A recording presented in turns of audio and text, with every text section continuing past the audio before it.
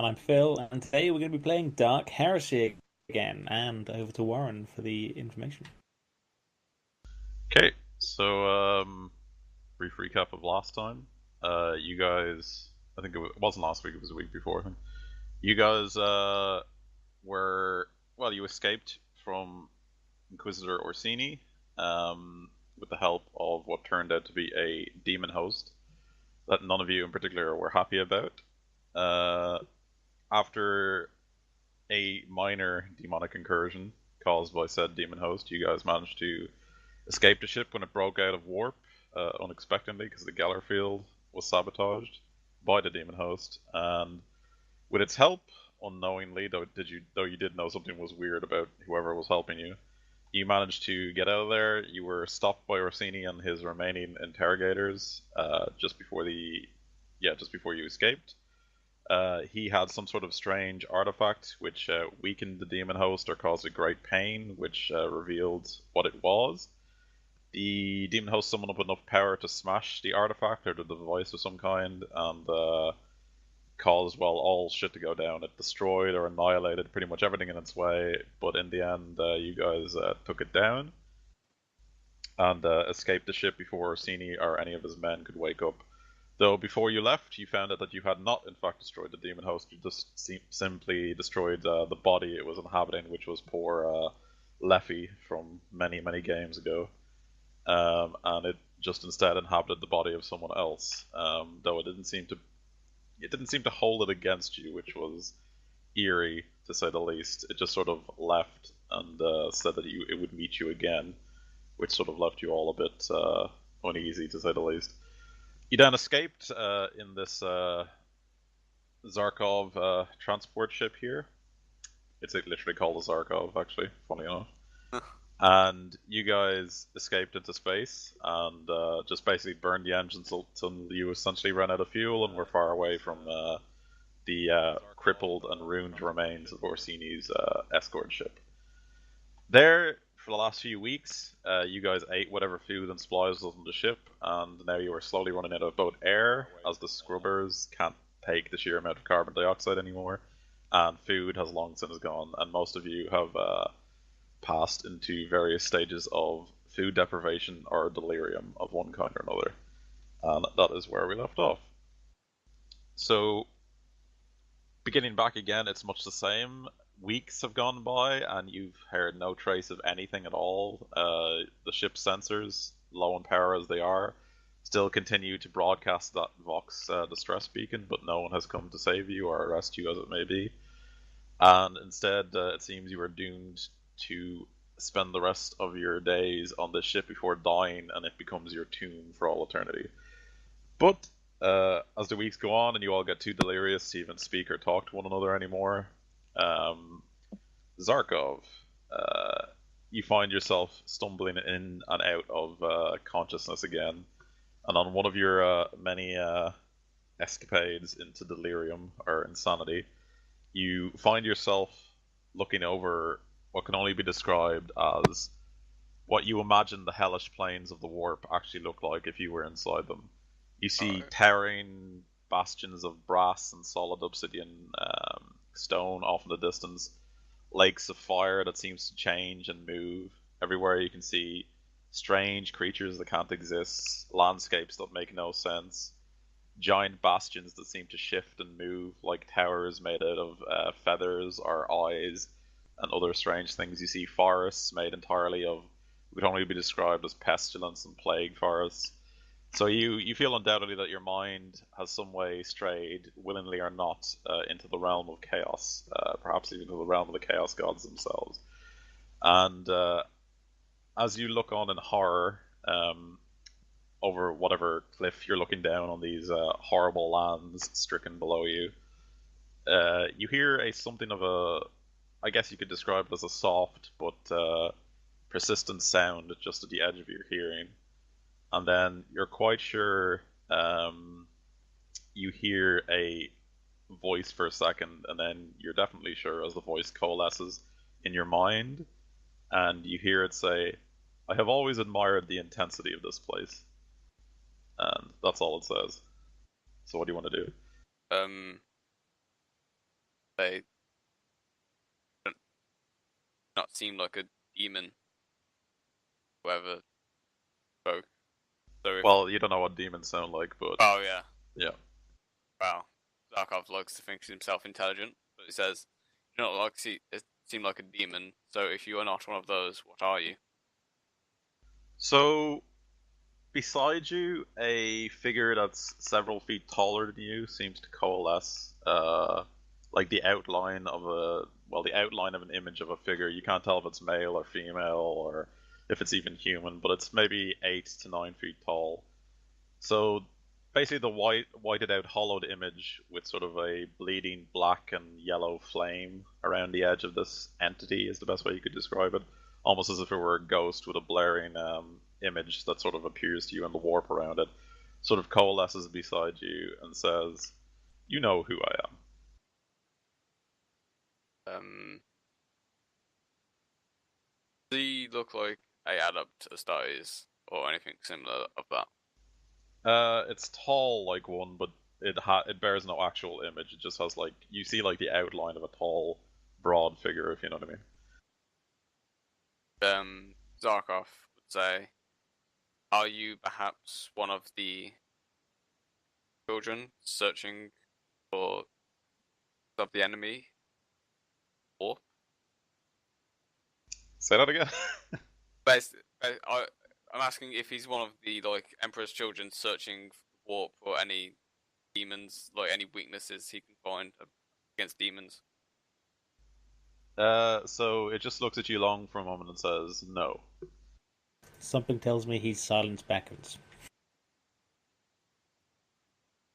Alright, I ask, my memory fails me. Who are you?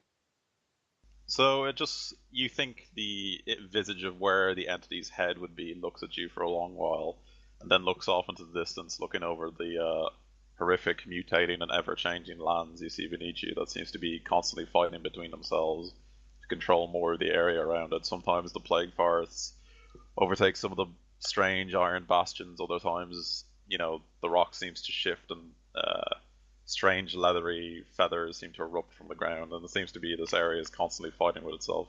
And it seems to look over this place quizzically for a while, and then turns back to you and says, "Many challenges will face us ahead, and you must be prepared for what is to come. When the time is right, all you need do is think on it, and I will be there to aid you, though it will come at a cost." And then it just sort of looks at you with pity. "Many may die," and then it just sort of turns and disappears. I look at where it was and ponder what it said to me. hmm So then the sort of thing starts to fade, and you wake up, Zarkov, to the sound of a sort of warning klaxon going off very faintly in the cockpit ahead of you, which is barely enough to like stir you back into reality.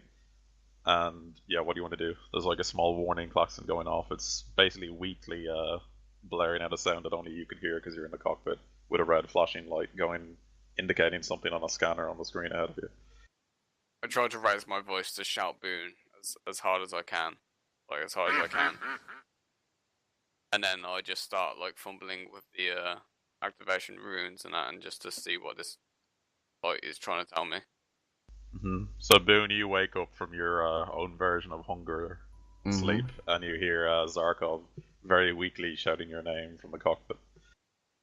Okay, how weak am I? Could I like You can get walk, myself but over just there? you can walk, but just barely. Okay, I do that. What is it? I say, console. That's some grade A role playing right there, Holly. Thank you. Right, so Boone, looking on the console, you can see that the auger arrays detect something coming out of the warp in close proximity to where you are now.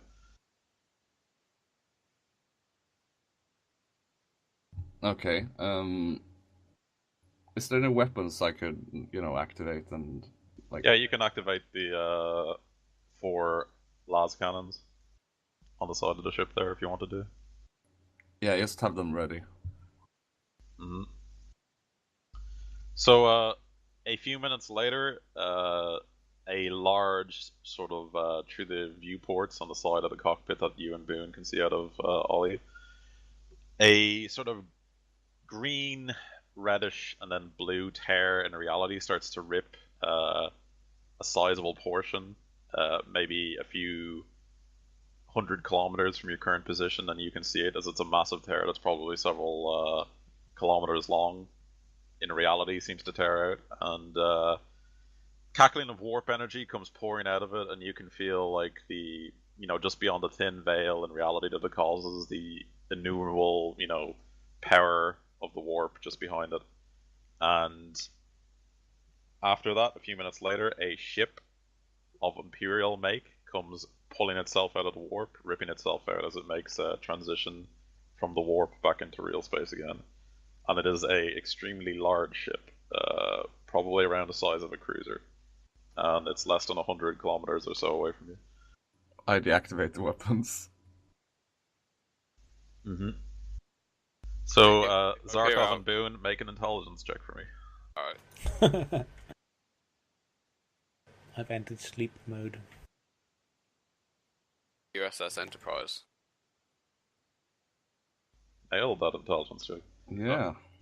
So, Oh, Boone, I did. you, with something alike of glee, with, crazed giddiness and joy, or the best way to describe it, is you realize the ship is the Light of Alantars. Okay, I tell the others. But you do also remember that Lord Inquisitor, what's his name again? I need to find it. You forget his name. Grace McGee.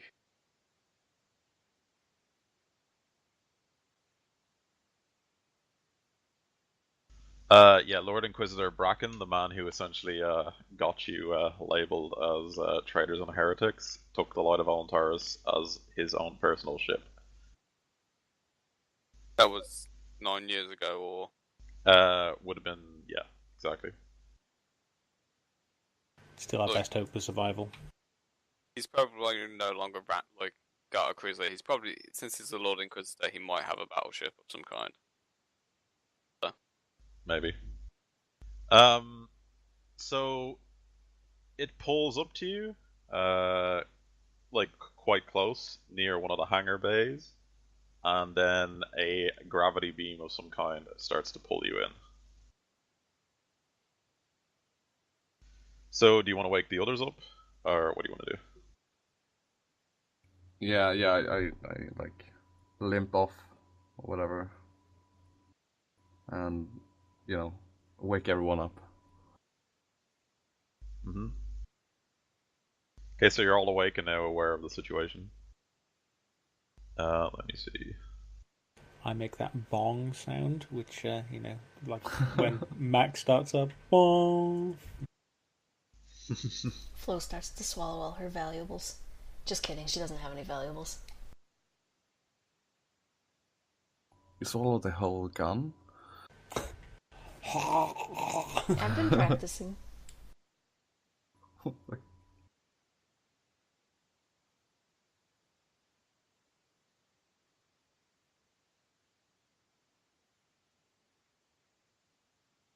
Alright, give me a sec.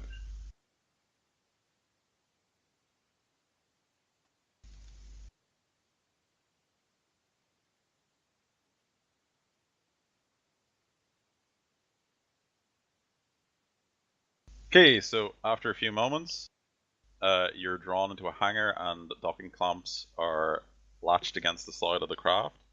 The hangar door is sealed again and it starts to repressurize. Is there anything you guys want to do before it's finished? Like, do you want to get ready to, fight, or is there anything else you want to do? Even though, as weakened as you are, it'll be pretty hard to fight anyone.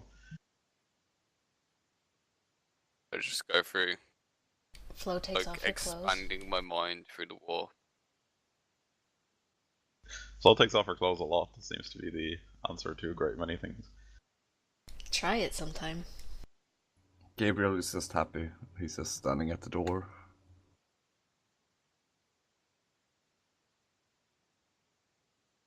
Okay, so it finally repressurizes and the hangar bay is sealed again. So a few minutes later, you guys can open the door now if you want to.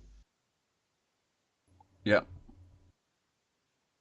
Okay, so a few minutes later, as you guys get ready for perhaps to once again be prisoners of the Inquisition, the door to the hangar bay opens, and 3 individuals you have not seen in what would be the better part of 9 years, you suppose, come out. And Malagust just comes into the area, walks up to you and says, "Well, you're a sight for sore eyes."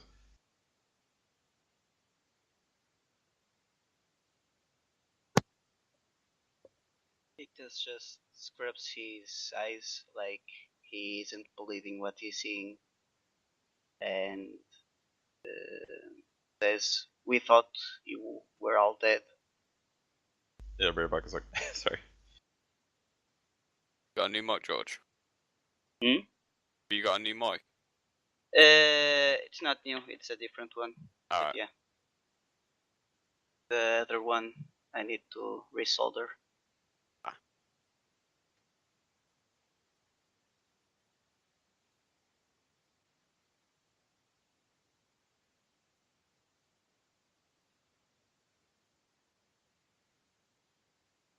It was Malagust that we thought was considered a heretic and was killed, right?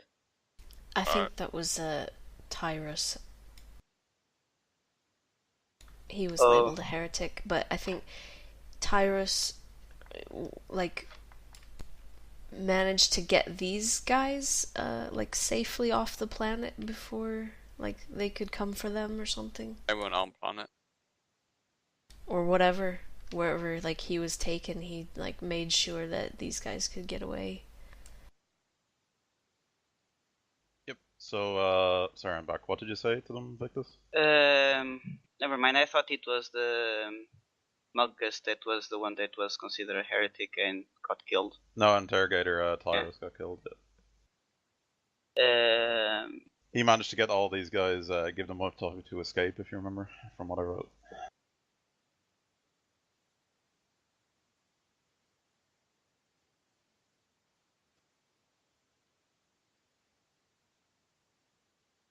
I just say that I'm happy to see them as well, and we have a lot to talk about. He just sort of smiles, which is the first time you think you've ever seen him smile, and say, "Yes, that indeed we do. Come on, you guys look like you could use something to eat." And he just starts walking this way. Okay, so he takes you back to a familiar place, and he calls for some servitors to bring you some food. On your way here, by the way, you pass through the long corridors of the Light of Alantaris because it's quite a big ship, and you notice something strikingly different from what you remember of it from 9 years ago. It's become a lot more puritanical and Spartan. Most of the ostentatious sort of things that it was quite well known for before have been stripped and removed, and a lot of the corridors are quite bare and look much more like a battleship than the somewhat luxurious rig it was before. Probably Bracken's work while he had controlled the ship. As Malagust explains, they reacquired it from him several months ago without his consent, to say the least, and since then they've been working with something of a loyal skeleton crew. So the ship, even though it should be piloted by several thousand people, is down to the bare minimum of less than a few, less than 1,000 or so people. Most of the ship is currently being maintained by servitors, but it is far from combat ready. So if it was to run into anyone, with a full complement or any sort of significant resistance, it would have no way of fighting back. The ship can basically barely be run with the few thousand individuals that are currently on it right now. He goes on to explain while you were traveling that they received word finally from Silence Beckons. of what they needed to do. He made arrangements for a small cadre of forces loyal to him, including them, to infiltrate the Light of Alantaris on Ixionad, or Ikabar, sorry, while it was docked for resupply and Bracken was no longer on the bridge and things like that. So while this was going on, the few shock troopers and the few thousand men still loyal to Silence Beckons took control of the ship again, and they basically robbed it and disappeared into the warp. And for the last several months, they've essentially been on the run with the Light of Alantaris. And they recently received a message from Silence Beckons again to simply go to the coordinates where they found you. They had no idea what they were going to do there or why they were going to go there. They just simply knew they had to. So they obeyed his orders, and you were the last people they were ever expecting to see again.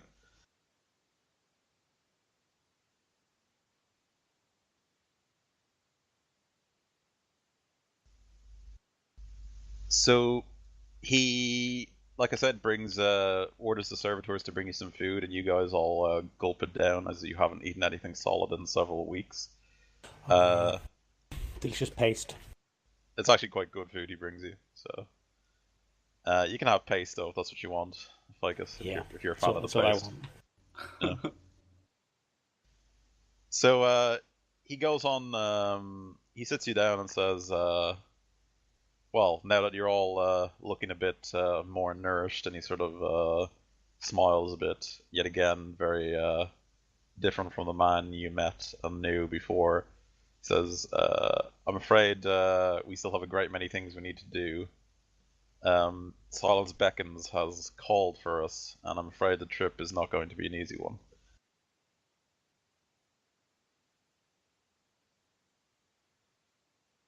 Does anyone want to say anything?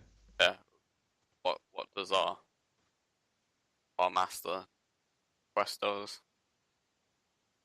Okay, so he brings up the map and says, right, so you guys are currently here, just outside of the world of Persica. Okay, everyone see that? Yep. He has asked for you to go to a very remote system on the edge of the Python Hinterspace, at the edge of the Ikabar sector, or Ixionad sector. A world called, where is it? A world called Solius. Okay? So Solius is located over here. Everyone see it?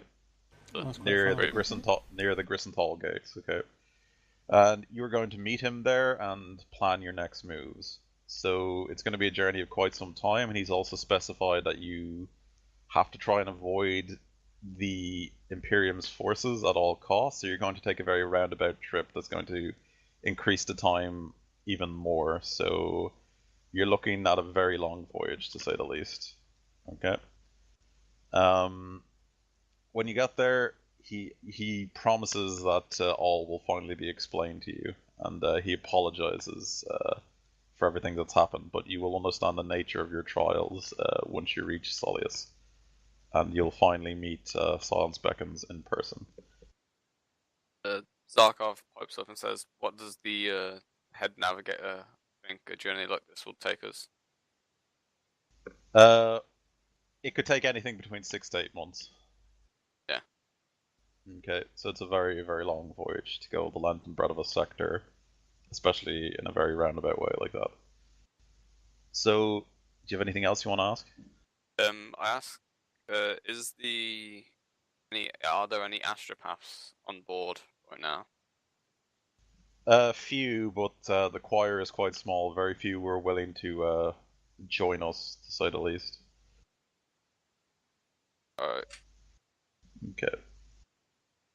So, I'll just go on and read what happens then. Okay. So, even at full warp, it took the Light of Alantaris 30 weeks to reach Solus. Okay.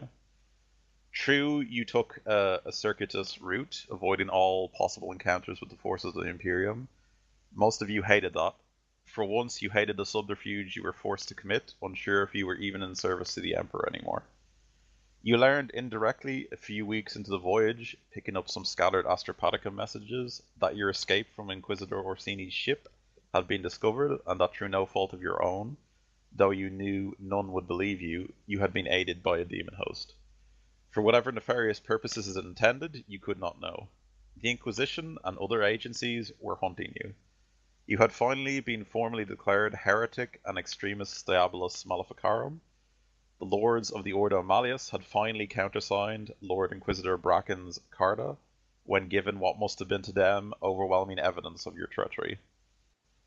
You were now something you had never been before, heretics and renegades in the eyes of the Imperium, and in aiding you, anyone else made themselves fugitives too. You had more than a few scraps along the way to Solace.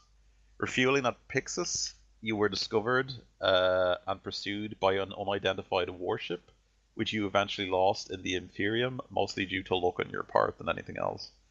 At Meridian, a squad of Ecclesiarchy battle boats, standing picket along the watch border of the diocese, tried to run you to ground. You only escaped that one thanks to a combination of Captain Torn, the captain of the Light of Alantaris' spacecraft, and Arms Master Holt's fighting skill, if you remember those two characters. On Aquilanian, Mira and Boone ran across a band of Arbitas hunters while they were trying to hire an astropath to replenish your choir, as more than a few had died trying to shield your presence in the warp as you made the journeys. They never told the rest of the group how many they had been forced to kill to escape that encounter, but it sat badly with them for several weeks, so Boone and Mira, you suffered that problem. On Albarak, Mordecai and Ficus finally successfully succeeded in obtaining the services of an astropath, a senior astropath, a sickly female called Thalia Barleth. When Barleth found out about who you were, she begged to be returned to her backward frontier world rather than continue on with you. It took a long time to convince her that she was in no danger from any of you. In the end, the only way to convince her was you all had to open your minds to her one by one, till she was convinced of the justness of your cause. She still gave you absolute hell for it, however, and refers to you affectionately as the heretics. Some of you laugh at it, though it sets the more pious of you at unease. Okay. At Geller's Star, you were discovered by an Inquisitor Kanosh during a resupply layover. It was, as it was with the interrogators Grinman and Vedrick and Angelica, and the many inquisitorial troopers, not to mention the thousands of crewmen of Orsini's Black Ship, you will always be haunted by those necessary deaths. Victus himself tried to reason with Inquisitor Kanosh. He tried very hard.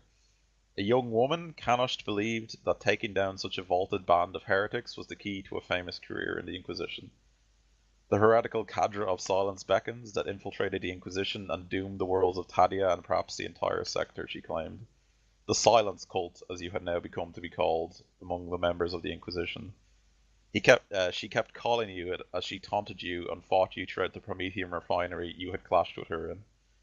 They were the last words on her lip when Flo's shot pitched her into the geothermal heating exchange below, incinerating her alive. Okay. From Ymir Gamma onwards, there was an almost permanent rumor among the crew of the Alantaris that a kill team of the Ordo Malleus' Grey Knights was hunting you, as well as the Ordo Xenos Death Watch chapter as well. Not to mention a sisterhood of the Adeptus Sororitas come to claim their wayward sister's Mira's soul. You all prayed to the God Emperor that you could reach Solace and finally get some answers before the forces of righteousness overtook you, and you all prayed to him that your friends might be spared if that happened. And that's what happened in the 30 weeks it takes you to reach that planet, okay? Is there a library on this ship, Warren? Yep, so you guys can do anything else you want in between those 30 weeks, but there are the events of what happened along the way, okay? Yeah, if you don't mind, Zarkov will go and read up about demons and anything that he can find his hands on this Yep. ship. Sure, what else do you guys want to do during your 30 weeks on the ship? Gabriel just prays. Shit ton. Yeah. Yeah,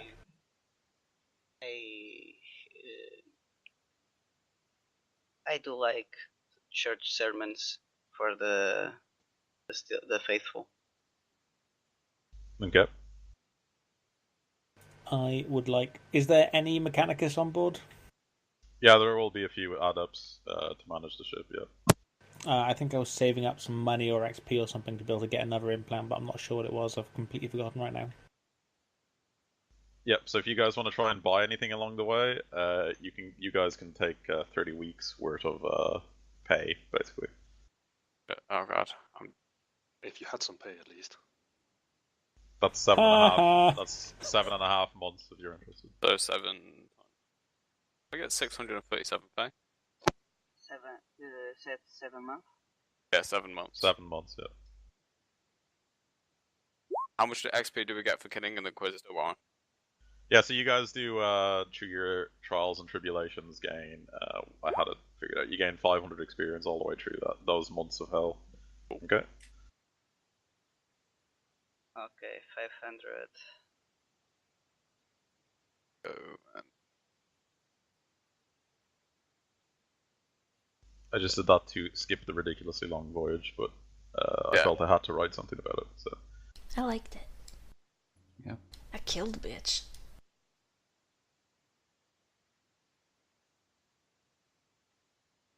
Do you gain any insanity from that?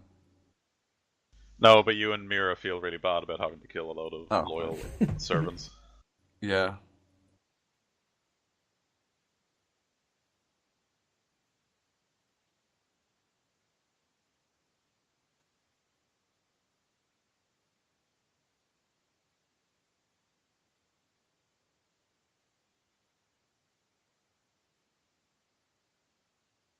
Yeah, so everyone calculate how much money you get, and if you want to buy anything, that would be a good I one. get to do my special things, don't I? Mm-hmm. 7 months.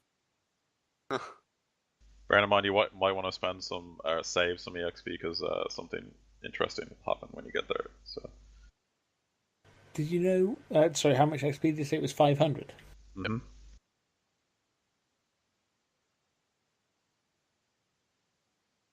So do we like switch over to the Radicals handbook now? Just like we're heretics. Not well. I mean, it's up to you to choose what you want to do, but when you get there, more will be revealed about the nature of your actual Inquisitor. So He's actually the demon host. Oh no.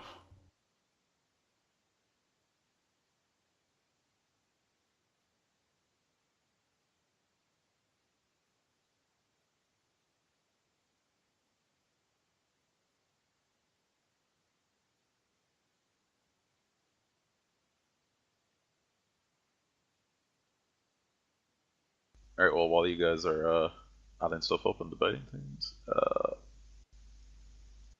you get into orbit around that planet. No, I didn't finish doing this.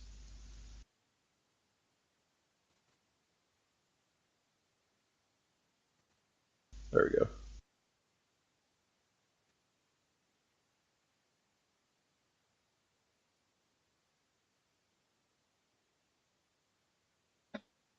Okay, so this is the industrial world of Solace, to which you are supposed to meet Silence Beckons on. It's a very obscure and out-of-the-way planet, mostly owned by a mixture of trading conglomerates, mining conglomerates, manufacturing conglomerates, and overseen mostly by the Adeptus Mechanicus, or various enclaves of the Adeptus Mechanicus, but mostly it's just a obscure, out-of-the-way world that not many people know about, as it's not massive, and its industrial output is not huge.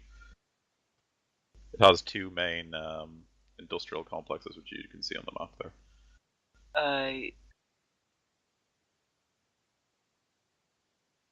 Do we have any bolt weapons? We picked up a load, right? Or are we not going to be using those anymore? You can use any weapon you want. But I mean, do those bolt guns, are they like specifically labelled with people's? Or well, they have like the Inquisitorial Stormtroopers on them, like the label of the Inquisition on them. But it's up to you if you want to use them. yeah, I don't know. What do you guys think? Do you reckon it'd be bad if I were to use those, or should we just? Can I easily find some bolt weapons? Here is this is a world that produces things, so it's a lot easier to find most things in this world. Also, you'll learn something interesting about this world in a bit. Okay. So when you arrive here, you spend several weeks in orbit, posing as a Imperial Guard patrol ship, which has just simply been sent here to resupply. Between Armsmaster Holt and Captain Thorn, as well as Adepta Media, they managed to convince the Mechanicus and the PDF forces of this planet that you are simply here to rearm and resupply, and they don't ask many questions beyond that. So, like I said, you can resupply and stuff here, but after a few weeks of waiting that seems to go on forever, finally, in the middle of the night, you are called to the dining quarters of the staterooms of the Light of Alentaris to finally meet with Silence Beckons. If I were to get Mechadendrite use gun, which cost me 200, do I actually have to buy a gun Mechadendrite as well? I've forgotten how it Yeah, works. you have to buy the gun Mechadendrite. Where the hell do I find that? I wish to buy a Storm Bolter. Yep. We'll get to the buying thing in a minute, okay? Mhm. Because there's other stuff you might be interested in. So you guys are all seated around a dining table having a meal, and the most influential members are here for the most part, or at least the ones that needed to be here. After a while, a figure that you have seen before, if some of you remember, comes into the room. So does everyone remember this man? Yes. No? He is...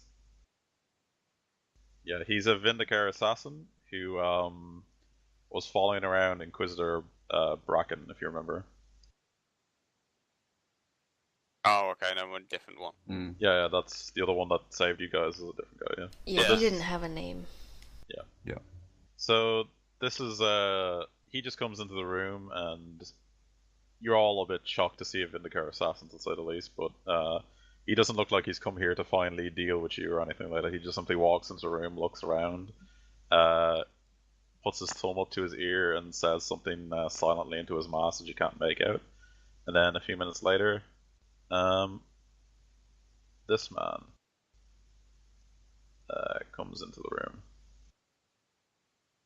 Just sort of looks around, and I don't know if any of you rise or anything, but he sort of just walks into the room, slowly looks over you all, sort of smiles a bit, and then sits down at this chair. And then he just looks over you all by one and says, "Please be seated."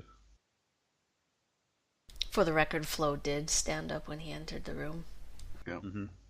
Yep, and I sit when he tells. Mm-hmm. You notice that when he speaks, however, he doesn't speak through his mouth, as his mouth seems to be a sort of it's been burnt significantly, and his mouth is almost sort of fused to his lower jaw, so he can't really speak except with great difficulty. Instead, his voice came out through a sort of a static voice box at the side of his armor, which you see as a vox lauder or hailer of some kind, and it had a very strange mechanical undertow to it. The kind of thing, Ficus, you're very familiar with Magos, who replace like their jaws with like vox hailers and things like that. So his voice, though very human, was quite staticky. So eventually he just sort of smiles a crude smile with what's left of his jaw, and you can tell that he's had extensive mechanical implants. And he says, "First, I really must apologize to a great many of you. The trials you have faced are above and beyond what many Inquisitors will face in their entire lifetimes, and for that I truly must thank you for your service. You have gone above and beyond the call that most in humanity ever need to make, or sacrifice more than most in humanity ever need to in the service of the Emperor of Mankind. And for that, you should be hailed as heroes. But know this, until our business is finished, in the eyes of the Imperium, and perhaps even the Emperor himself, you will be nothing but the foulest of heretics and traitors. I'm sorry, but this was a necessity that must be, and I believe you were all due a great deal of answers that I will now hopefully give to you. How tall was this guy? Sorry, one. He's about 6 to maybe 7 foot. He's in sort of a Alright. light version of power armor. Okay, Alright. it's not a very heavy like Astartes version, just a human version of power armor. I am Silence Beckons, and I believe it's time you learned my real name. I am Lord Inquisitor Luthor Deculius of the Ordo Malleus. So this is kind of a shock to all of you because you're in the know enough in the Inquisition to know that he is the leader of the Ordo Malleus in the Ixionad sector. Okay? Wow. And he's also the man charged with hunting you.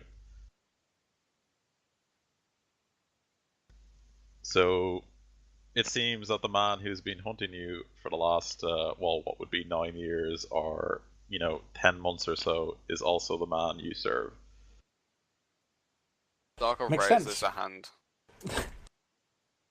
So he just sort of smiles a wiry smile against his jawline again and says, please, Zarkov, whatever questions you have, I will be more than happy to answer. I would the Lord Inquisitor of the Ordo Malleus, who controls the Ordo in a entire sector, feel the need to have a secret cadre from the rest of the yeah. Why would you feel the need to have a secret cadre and hide it from the rest of the Inquisition? So he just sort of looks sort of grim again and says, yes, I'm afraid it was a necessity.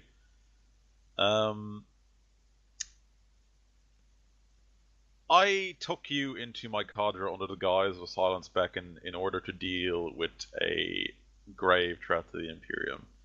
As you all know, most of the Ordos in this sector have been, for the last over a decade, trying to find out what power, nefarious as it is dimming the light of the Astronomicon in this entire sector and dooming it to chaos and anarchy. I'm ashamed to admit that I have known for far longer than that what the true cause of this is, but the sheer nature of the enemy we face precluded me from letting the Inquisition at large knowing the nature of our true enemy.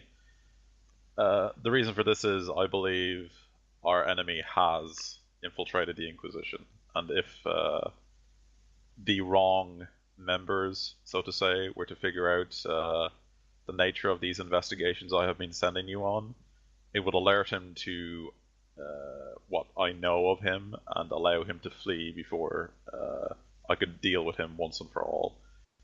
You see, the nature of our enemy is the very purest of foes for our Ordo.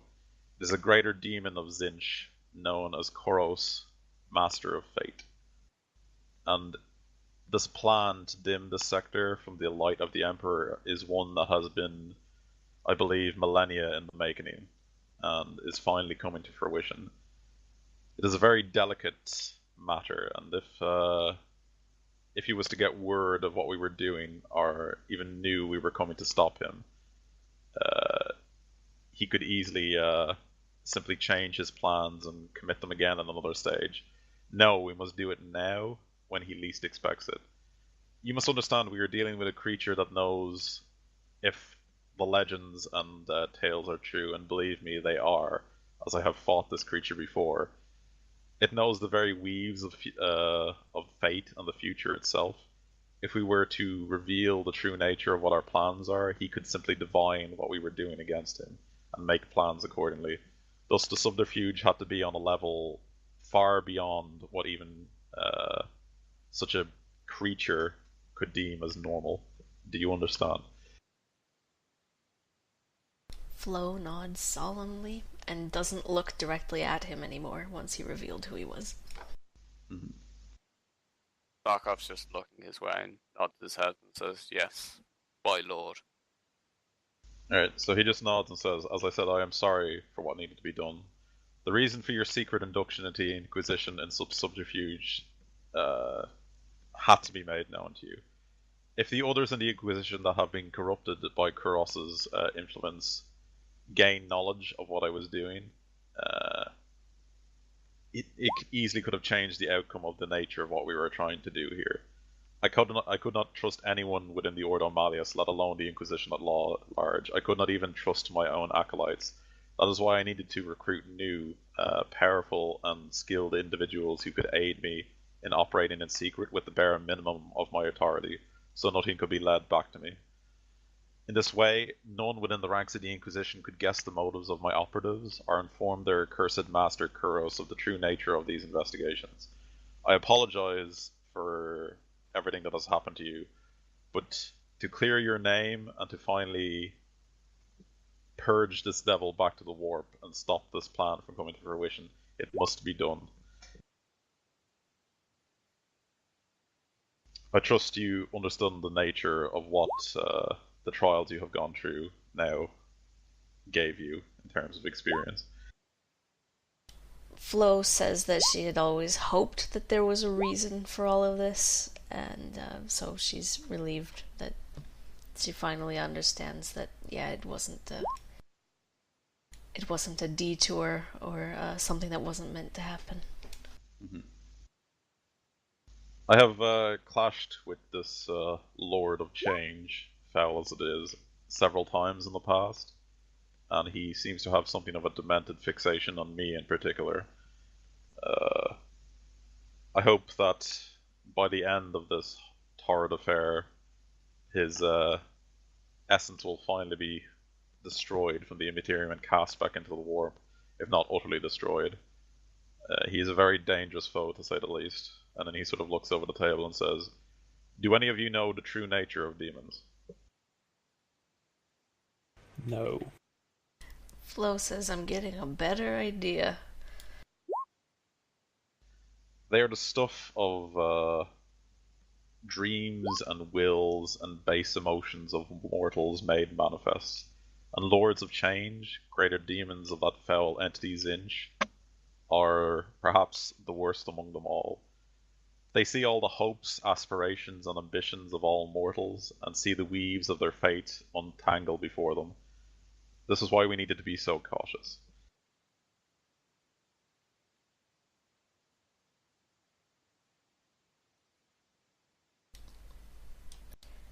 Well, if we haven't raised if we haven't gotten his attention so far, then I'd say we're on the right track. He sort of shakes his head for a minute and says, "Unfortunately, it will only take so long before he divines the true nature of our plans against him. This is why we must act fast before he can unravel all the weaves of fate concerning the ritual he is now performing to doom this entire sector to chaos and oblivion. This is why I've gathered you here at Solace. This world has something of great value that we need in our fight against this abomination. Many of you probably at this stage are privy to the existence of the Grey Knights, yes?" I nod my head and say, they are of the Ordo Malleus, are they not?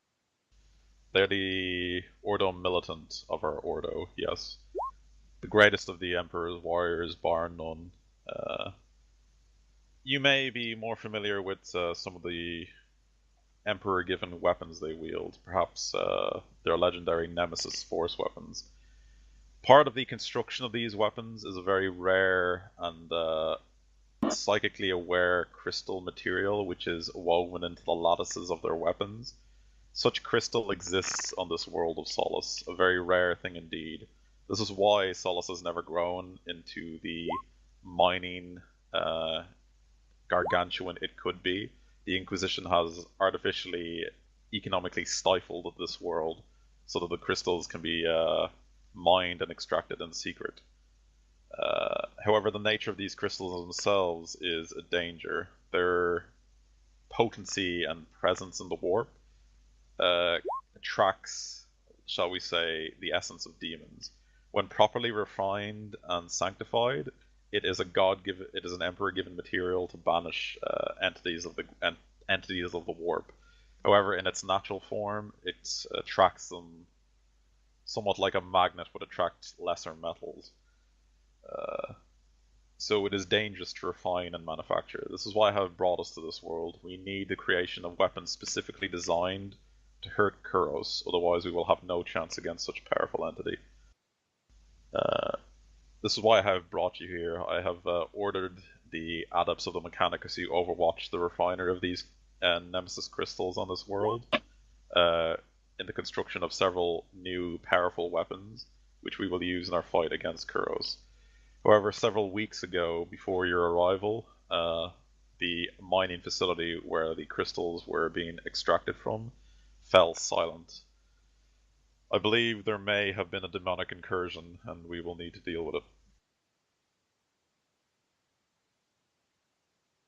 Otherwise, we have no chance of stopping Kuros. I nod my head and say, "Then show us the way, my lord." So he nods and says, "We'll get to that in a minute. I, however, must make some assurances to you. You may have felt slighted that I had abandoned you at several points, or that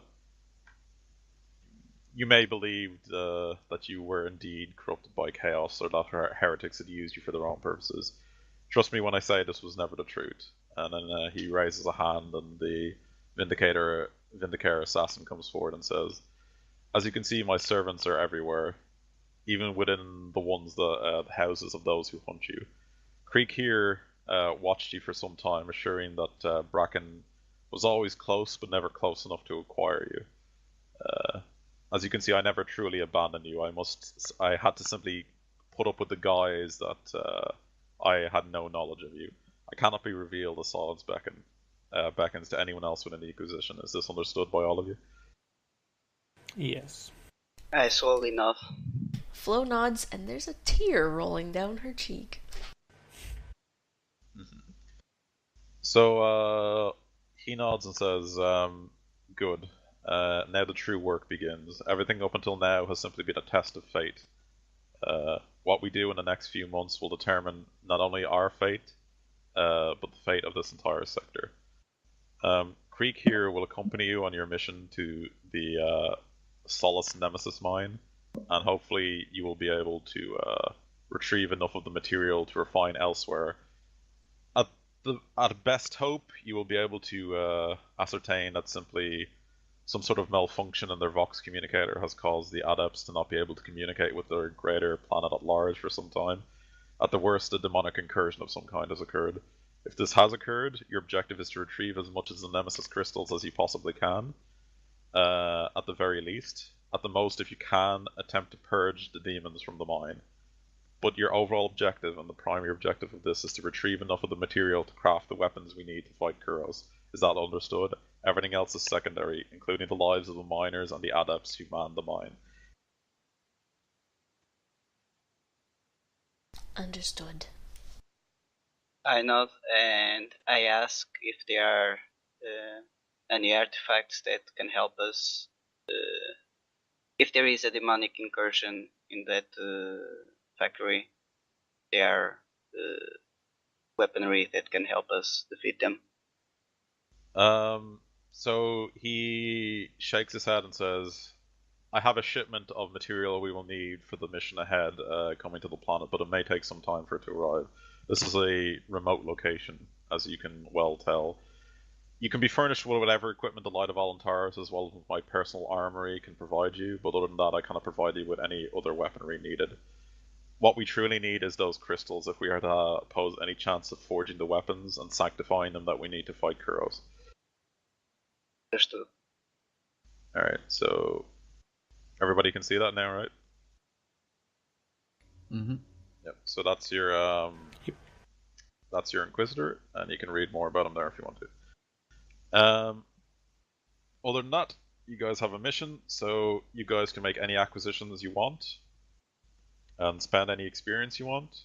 And also, because you now have your Inquisitor, there is a unique thing you can get. Let me just look it up real quick for you. I'm not a heretic, since that would be nice. Well, you're not a heretic to him, but to everybody else you are. Yeah, but like So, being in the heretic to the Imperium is a pretty bad deal. yeah, Yeah. just don't go shouting I'm a heretic everywhere, and you should be okay unless they know who you are. Imperium's a big place with trillions upon trillions of people, man. Yeah. It's not like everybody knows who you are immediately. Right, so you guys are now an Ordo Malleus retinue officially, okay? So for a cost of 200 experience, which you all have to spend, or nobody gets this, okay? If you guys go to page 64 of Demon Hunter in the Dark Heresy books, okay? You guys can get any of those advances you can get from Ordo Malleus retinue advances, okay? So that might be interesting to pick up for 200 experience. You also get Ordo Malleus conditioning, which you can find on page 43 of Demon Hunter, okay? If you spend the 200 experience, which is pretty good. So what that does is whenever you take shock from warp shit, you're immune to effects that would cause corruption, okay? But you're not immune to effects from insanity, alright? But you're also immune to the willpower tests from demonic presence, okay?